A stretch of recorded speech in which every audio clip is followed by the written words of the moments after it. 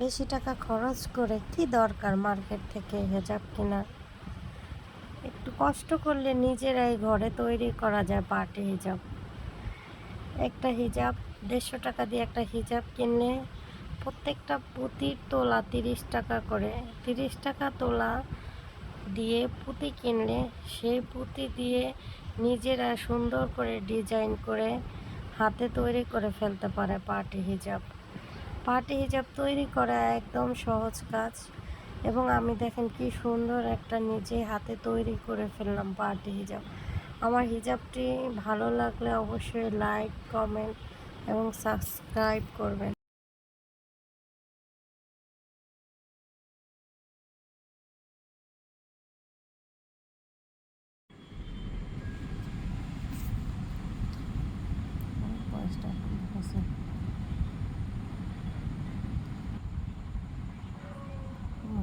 এত কিছু